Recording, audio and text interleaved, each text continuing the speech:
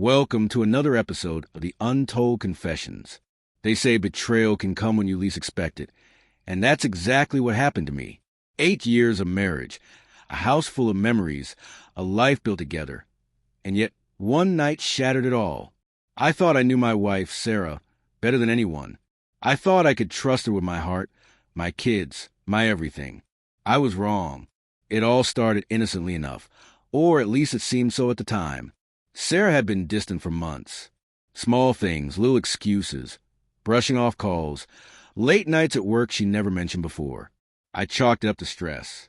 Work, bills, family obligations. I told myself that was it.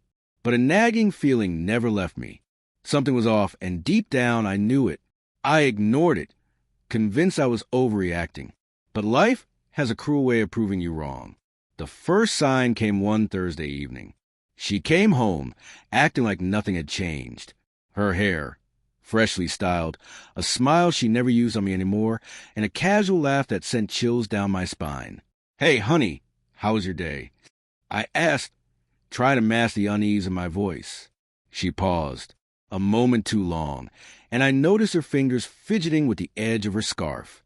I should have stopped her right there. I should have demanded honesty. But I let it slide. A week later, I discovered the messages. Just a few lines on her phone, snippets that made my stomach twist.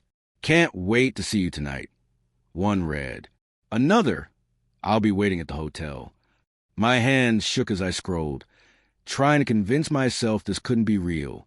But every message, every tiny detail screamed betrayal. She wasn't just flirting. She was crossing lines I didn't even know existed in our marriage. And then it hit me. The unthinkable reality.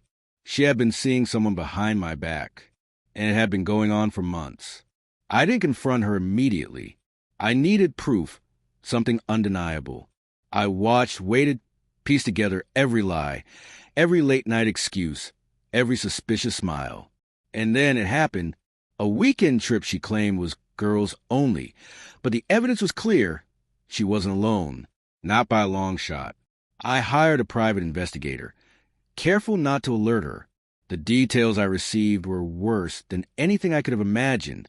Sarah, the woman I had promised my life to, was with another man, and she wasn't just careless. She was proud of it. The most shocking moment came one rainy Friday night.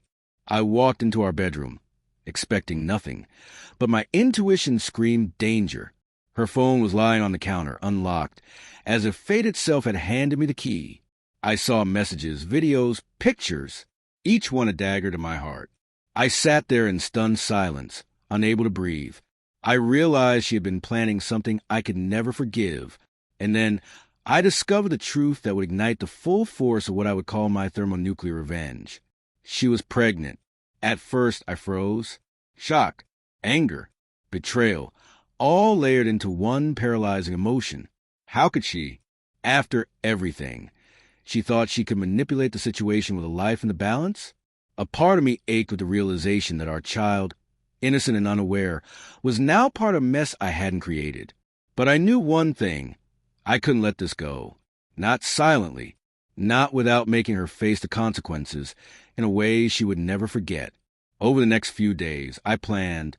Every step was calculated. Every move was deliberate. I wasn't going to scream. I wasn't going to beg. I was going to unleash the full weight of her actions methodically and coldly. I filed consultations, gathered documents, and organized the evidence she had so recklessly left behind.